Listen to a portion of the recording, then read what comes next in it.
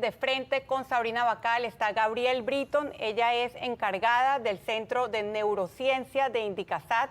Es la primera neurocientífica en Panamá especializada en estudios de aprendizaje y memoria, una de las más prominentes científicas latinoamericanas, una de las 100 mujeres más poderosas de Centroamérica, según la revista Forbes de 2022, activista, feminista y miembro de la comunidad LGBTI+, hija de la escritora y doctora Rosa María Britton.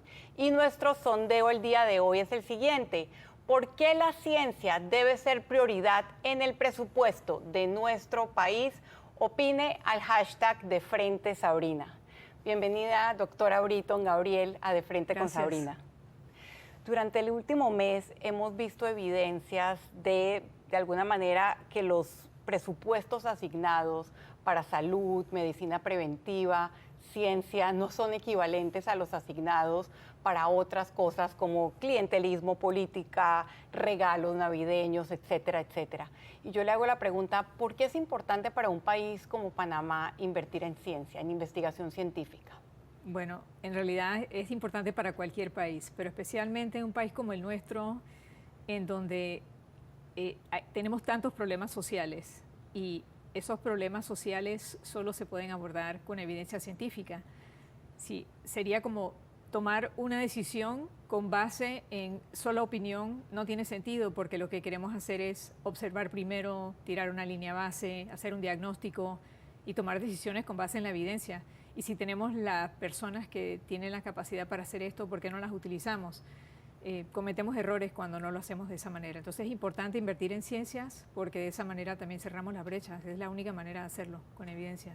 Para usted como científica prominente en el país, y en este momento estamos en la mitad de una campaña electoral, ¿qué puntos no son negociables? ¿Qué elementos no son negociables para usted decir, le creo a esta persona o le voy a dar mi apoyo a este político?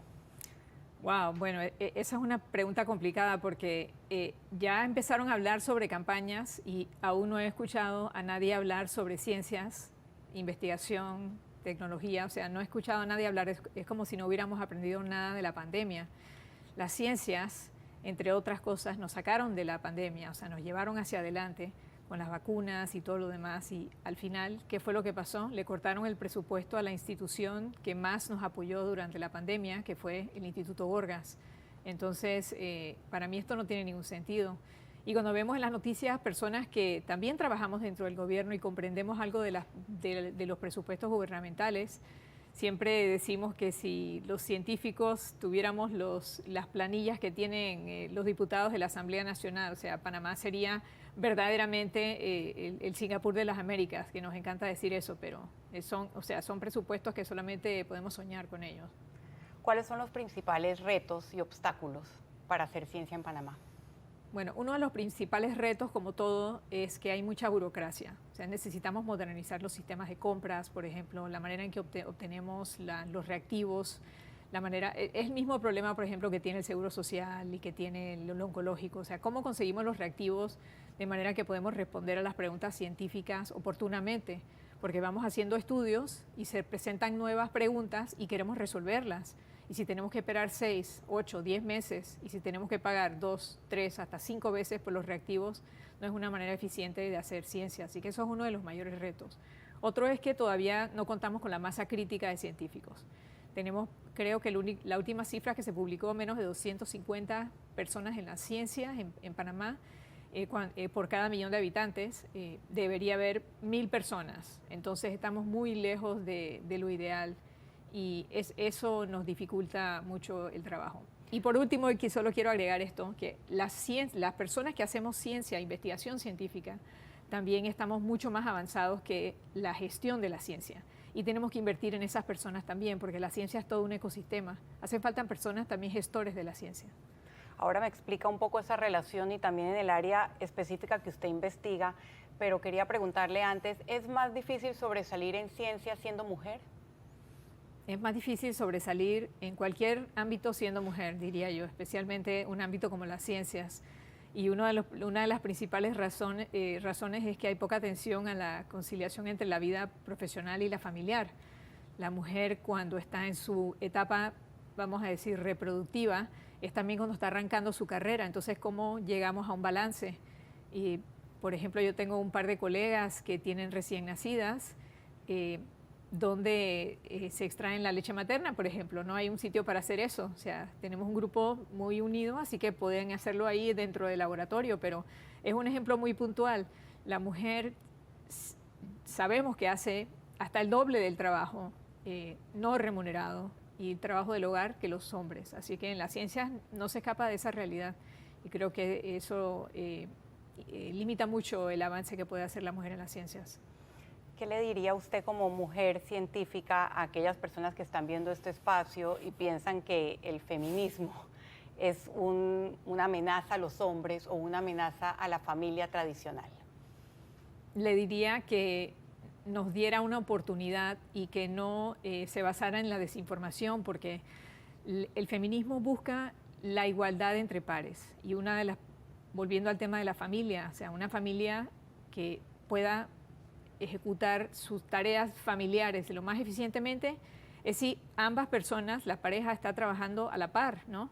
O sea, que se dividen las tareas con base en qué es lo más lógico. Si yo trabajo más cerca de un sitio, entonces yo voy a hacer esa tarea. Si tú trabajas más cerca de otro sitio, pero si el trabajo no remunerado, el trabajo de los cuidados, si esas cosas recaen por razón de género a las mujeres, entonces tenemos un problema. Entonces el feminismo busca erradicar eso, busca erradicar los roles de género, porque incluso le hacen daño a los hombres. Los hombres no pueden ser emocionales, sentimentales, no pueden llorar. Eso le hace daño a los hombres, a los niños, eso no tiene ningún sentido. Erradicar esos roles de género es parte también de la agenda feminista, y el feminismo es una necesidad, es necesario. En Panamá tenemos todavía algunos temas, después vamos a hablar de la comunidad LGBTI+, pero en términos de derechos de la mujer, de derechos reproductivos de la mujer, unos requisitos para poderse hacer una esterilización en clínica pública. En el tema del aborto, vimos hace año y medio una niña de 8 años que fue obligada a dar a luz. Terrible. Yo quisiera que usted nos explique desde su punto de vista como científica, como feminista, cómo estas diferencias que hay entre una mujer que puede pagar una clínica o que puede buscar una forma de abortar y una mujer que no, engrandecen la brecha social y hacen peor todavía el nudo de la pobreza. Claro que sí, es que esos obstáculos existen principalmente para las mujeres que no tienen los recursos. Entonces se perpetúa el ciclo de la pobreza. Si no puedo controlar y decidir sobre mi propio cuerpo, ¿qué puedo decidir? Si no puedo decir, bueno, ya no quiero tener más hijos o no quiero tener hijos, entonces, ¿en qué podemos decidir? Y eso le va a afectar principalmente a las mujeres que tienen que acudir a la atención pública, no a las mujeres que tienen los recursos para... Entonces exacerbamos las brechas aún más, porque las mujeres profesionales, como tú y como yo, podemos decidir cuándo y si tener hijos o no, pero las que tienen que acudir al sistema público no pueden decidir lo mismo. Y le hago una última pregunta en este bloque. ¿Qué solución, cómo trataría usted si tuviese que incidir en política pública el tema del embarazo adolescente, que tiene unas cifras alarmantes en Panamá? Tenemos que tener educación sexual desde el día 1. Y la gente se piensa que educación sexual trata sobre el sexo y hablarle a los niños sobre el sexo, y claro que eso no es el caso. Es algo tan sencillo como que aprendan de qué se trata su cuerpo y aprender las partes de su cuerpo, y que los niños también aprendan que las niñas menstruan, por ejemplo, para que ese estigma también se quite del medio. Pero si van a incidir grupos conservadores y no van a permitir eso, entonces sí se va a perpetuar los problemas que tenemos en la región, porque no solamente en Panamá, con el embarazo adolescente, que es una vergüenza tremenda y un tremendo dolor cada vez que vemos una historia así, porque es prevenible con educación. Educación, igualdad de derechos. Vamos a continuar hablando de frente con la doctora Gabrielle Britton de muchos otros temas, de cómo ella ve la política y también de si siente discriminación al ser parte de la comunidad LGBTI+. Quédese aquí en De Frente con Sabrina Bacal.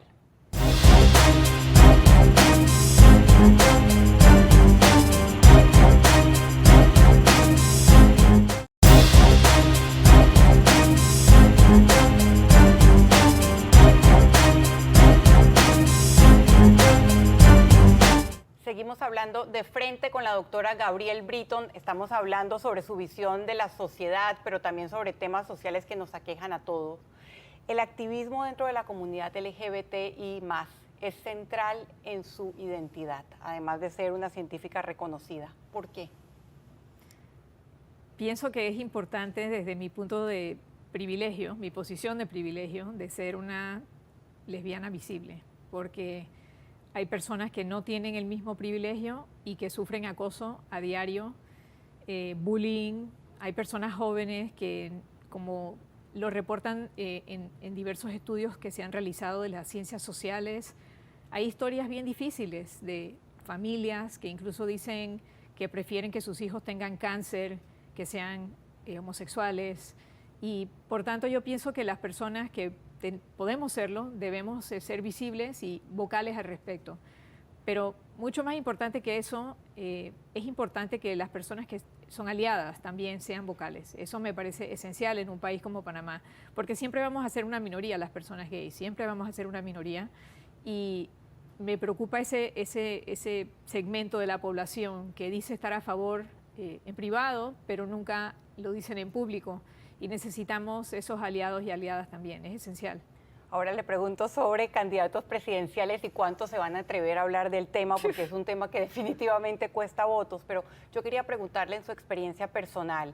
Usted vivió y se educó en Estados Unidos muchos años y ahora está aquí en Panamá, donde yo no podría decir que es una sociedad más tradicional, pero sí se siente, yo por lo menos cada vez que subo algún tema como aliada de la comunidad y de la igualdad de derechos, siento en redes sociales muchísimos ataques.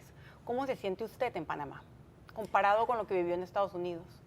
Bueno, en Estados Unidos yo vivía en comunidades académicas que yo llamaría burbujas académicas, así que en realidad nunca fue un tema. Vine a ser más activista con temas LGBT en Panamá, porque lo vi una necesidad.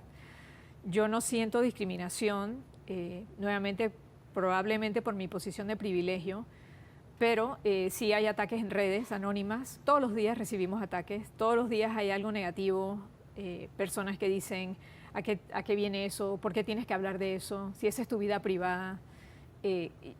Necesitamos tomar unos pasos hacia atrás y también tener empatía y pensar un poco sobre qué significa ser una persona de la diversidad sexual. No se trata del sexo, es una identidad. O sea, y poder hablar, por ejemplo, de nuestras vidas en el hogar, de nuestras parejas, así como lo hacen las personas heterosexuales de la manera más normal, creo que nosotros tenemos ese derecho también. Y no es tirarle nuestra sexualidad, nuestra orientación sexual en la cara a nadie, sino es nuestro derecho. Así que yo siento que esa es una responsabilidad que tengo y admiro mucho también a todas las otras personas que toman la misma posición. Como científica, ¿qué le diría a quienes piensan que la diversidad sexual que usted representa y que muchas otras personas representan es contraria a la naturaleza? Ese punto de vista es contrario a la evidencia científica. Si la diversidad sexual es parte de la naturaleza, y muchos estudios científicos han demostrado que la orientación sexual es producto de genética, hormonas, ambiente, son temas complejos, pero lo más importante es que, vuelvo al tema de la empatía, una de las cosas que me preocupa es cuando las personas hablan sobre las personas gays como si fueran marcianos o personas de otro planeta. Son personas que vivimos en este país y vivimos en todos los países y somos parte de las familias también. O sea, somos tu primo, tu prima, tu tío, tu tía, estamos aquí. Y no hay legislación ni cantidad de odio que va a hacer que desaparezcamos. Eso no va a pasar. Así es que pienso que es importante que tengamos empatía porque los cambios ocurren de abajo hacia arriba. Cuando las personas conocen a una persona que es gay y dicen, mira, yo conozco a esta persona y me parece totalmente normal. Nosotros también estamos pagando hipotecas, estamos, nos gusta vestirnos pretty, estamos en las mismas cosas que están ustedes. Somos iguales, somos seres humanos. Somos seres humanos, exactamente. Usted dice la evidencia científica y yo siento que esa evidencia científica que apoya la diversidad sexual ha quedado limitada en unos grupos. ¿Usted piensa que la difusión de esa evidencia científica contribuiría no solamente en Panamá a que haya menos prejuicios y menos polarización, para que no se vuelva una discusión de religión versus una opción de vida, sino la ciencia lo demuestra, que sea accesible a todo el mundo? Debería ser así. Estás haciendo esa pregunta tiene es mucho más amplia, ¿no? Porque necesitamos una cultura científica para poder hablar de ciencias en todos los ámbitos. No solamente, no es decir, tengo evidencia científica sobre personas LGBT, tengo evidencia científica también sobre vacunas, tengo evidencia científica sobre cambio climático. Necesitamos tener una cultura científica que comprenda lo que eso significa. Y eso no significa que yo tenga una opinión, es porque eso está sustentado con base en el método científico. Y sí creo que es importante y que la gente se empape de eso. Por eso que, por ejemplo, nuestra fundación, Ciencia en Panamá, de la cual estoy muy orgullosa y soy miembro de la directiva, uno de nuestros trabajos es hacer muy pública la ciencia y hacerla popular, hablar de las ciencias, para que las personas entiendan cómo hacemos ciencias, las complejidades de las ciencias, y en eso seguimos trabajando porque tomo responsabilidad también como parte de la comunidad científica. Tenemos que mejorar la comunicación. Sí, porque hay quienes piensan que es difícil tener debates entre las personas que creen, o debates respetuosos al menos, y eso fue lo que vivimos aquí en la pandemia. En otros países fue mucho peor, pero todavía vemos rezagos de esa falta de diálogo respetuoso entre científicos y personas que cuestionan la ciencia, que es un movimiento que no diría masivo, pero que se extiende sobre todo en redes sociales alrededor del mundo. Así es. ¿Usted considera, quiero preguntarle sobre un tema que no le había hablado antes, inteligencia artificial? ¿La inteligencia artificial puede contribuir a que esta desinformación se divulgue más rápido o al contrario? ¿Cuál es su visión de la inteligencia artificial? Bueno, ante todo, no sé si ya descargaste ChatGPT, pero lo descargué. Sí, es emocionante, es una tecnología que emociona, ¿no? La capacidad que tiene para responder preguntas, pero en lo que está basado es en la información ya disponible, ¿no? Entonces, si hay una nueva tecnología que lo que hace es que toma de la información que ya está disponible para generar respuestas, obviamente va a tener un sesgo que tiene que ver con la información que está disponible. Entonces, hay muchas investigaciones, claro, desde que se disparó los large language models, y yo estoy muy emocionada con estas nuevas tecnologías. Sin embargo, sí tienen sesgos y se han demostrado en muchas maneras. Por ejemplo, la inteligencia artificial, por ejemplo, que determina qué se suprime y qué se amplía en las redes sociales, tiene un sesgo de género. Claro. Exactamente. O sea, que una mujer que tiene, por ejemplo, cuando hay, hasta en cosas médicas que te están demostrando cómo hacer examen de mama, esas tecnologías suprimen esa información porque la consideran sexualizada. Y eso es un sesgo de género. Y fotos idénticas de hombres y mujeres en la playa, a las mujeres las consideran elemento que hay que suprimir versus los hombres no, porque ellos pueden estar sin camisas y las mujeres no, en un bikini, por ejemplo. Entonces sí, hay que mejorar eso, y la inteligencia artificial tiene que tener un oversight de seres humanos, ¿no? Las personas tienen que todavía estar pendientes de lo que está haciendo la inteligencia artificial, pero sí me parece muy emocionante y sí creo que tiene un gran potencial, pero hay que vigilarlo de cerca. No quiero terminar este bloque, y perdone que salte de tema en tema, pero usted maneja tantos temas que es difícil elegir, sin preguntarle sobre el fallo de la Corte Suprema en Panamá que cierra las puertas al matrimonio igualitario. Me imagino su posición al respecto, pero yo quisiera que usted le diga a los televidentes por qué este fallo debería importarnos a todos y no solamente a los miembros de una comunidad. Claro que debería importarnos a todos. Primero, que es una decisión desfasada, debería darnos vergüenza. Fue una decisión jurídica sin base jurídica. Cualquier persona puede entender que si, por ejemplo, yo a los 53 años fuera heterosexual y me caso y no puedo tener hijos, ya estoy post etapa reproductiva, entonces mi matrimonio significa menos que las personas que son del mismo sexo porque no se pueden reproducir, o sea, significa menos. Hay personas que valen más o menos que otras. Yo pienso que ese fallo pues dejó muy claro que no solamente el Ejecutivo está debilitado y la Asamblea Nacional y el Legislativo, pero también en la rama judicial, y fue una vergüenza, yo creo. Y pienso que a todas las familias nos debe importar, porque vuelvo al punto que hice anteriormente, las personas gays somos parte de las familias. No somos esas personas allá en el cielo flotando en los diferentes planetas, estamos en este planeta y en este país. Así que somos parte de la comunidad, de la fibra de esta sociedad, y por tanto merecemos el respeto.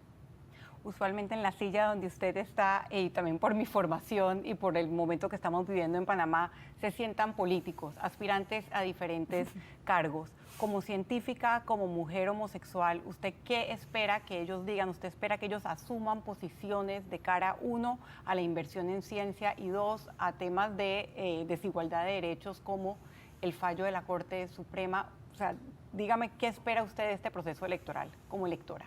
Bueno, por parte de la ciencia, definitivamente ya estamos en el 2023 y ya es hora de que reconozcamos que sin ciencia, sin inversión en ciencias, no vamos a dar ese salto en cuanto a desarrollo social y económico. No lo vamos a dar. Punto. Las ciencias solas no van a resolver los problemas, pero sin ciencias no lo vamos a resolver. Los grandes países son grandes porque invirtieron en ciencia, no porque ahora son grandes y decidieron invertir en ciencias. Así que definitivamente desde la Fundación Ciencia en Panamá tenemos una posición al respecto y estamos trabajando en ello.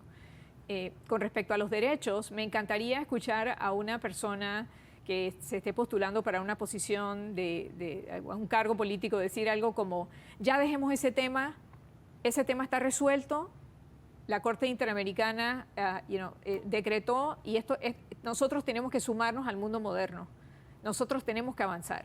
Esto no es un punto de debate, hay tantas cosas que están pasando y el hecho de que haya un fallo como el que hubo, que es una desgracia, no va a hacer que los homosexuales desaparezcamos, no va a ocurrir. Estamos por todas partes, somos nuestros amigos, nuestros compañeros, estamos en todas las instituciones y es hora de que alguien lo diga públicamente. Y se esperaba que algunos lo dijeran en el pasado porque tienen familiares cercanos que son homosexuales, pero no lo dijeron. La gente siente que eso le gana votos, decir que están en contra del matrimonio igualitario, cuando en realidad lo que hace, desde mi punto de vista, es que los hace como un político desfasado. Bueno, muy importante ese mensaje aquí en De Frente para todos aquellos aspirantes que nos están sintonizando este domingo.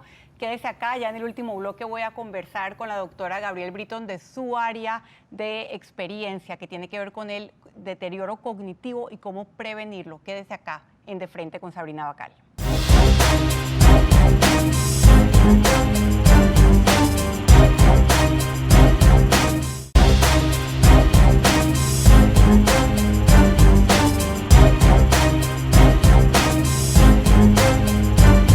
Seguimos conversando en De Frente con la doctora Gabrielle Britton. Quiero preguntarle por el deterioro cognitivo, que es su área de investigación. ¿Qué es lo más importante que deben saber los panameños para prevenir o detectar alguna enfermedad de deterioro cognitivo? O sea, que la persona deje de recordarse cosas, de entender cosas.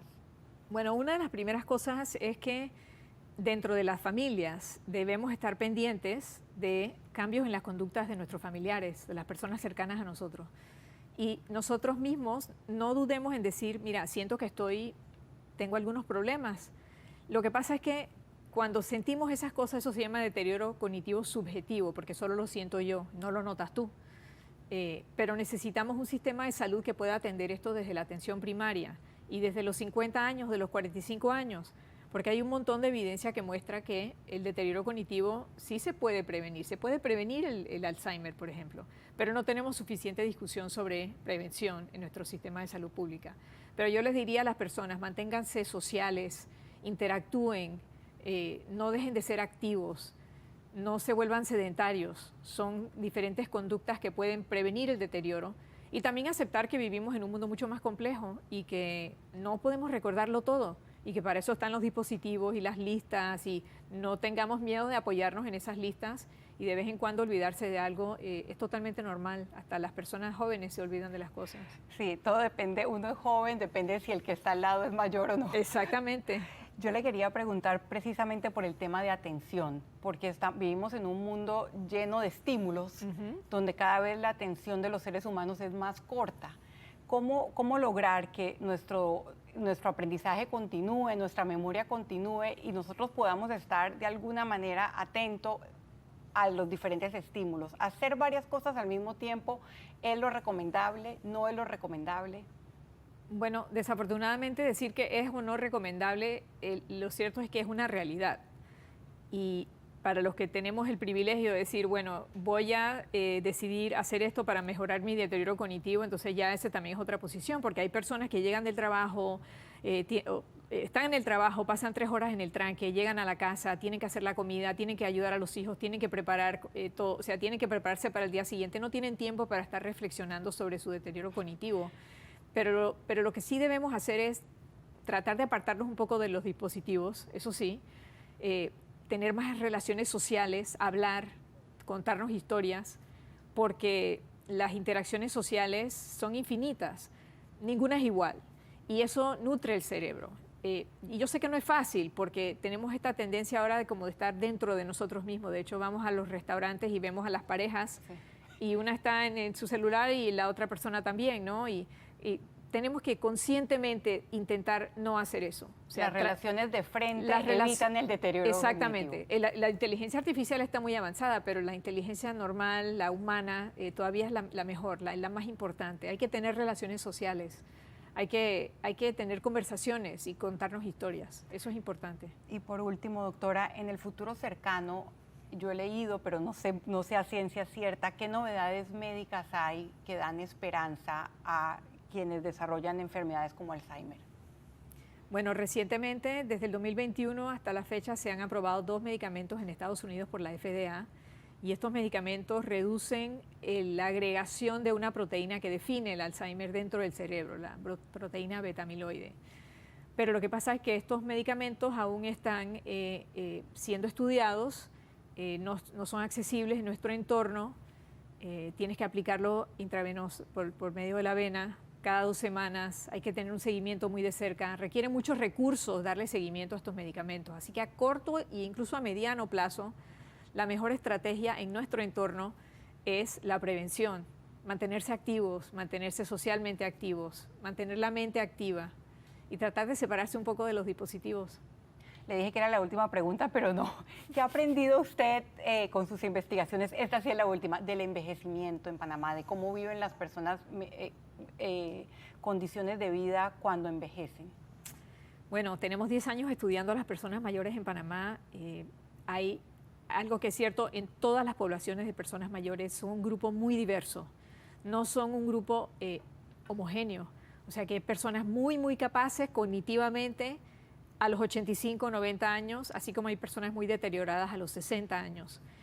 Hay tanta diversidad en cuanto al deterioro cognitivo y al desempeño cognitivo, y mucho de eso tiene que ver con el ingreso socioeconómico, el nivel socioeconómico, el nivel de educación, el número de personas con quien vives, si tienes síntomas de depresión y te las atiendes o no, el nivel de estrés que estás manejando. O sea que lo que determina o no si vamos a tener el grado de deterioro cognitivo que vamos a tener, depende de todos esos factores.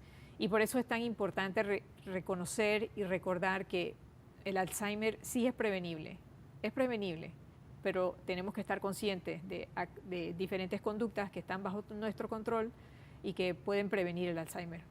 Muchísimas gracias. Creo que de esa última pregunta podemos concluir por qué vale la pena invertir en investigación científica y en medicina preventiva. Muchas gracias por acompañarnos en De Frente este domingo. Nos vemos aquí el próximo domingo.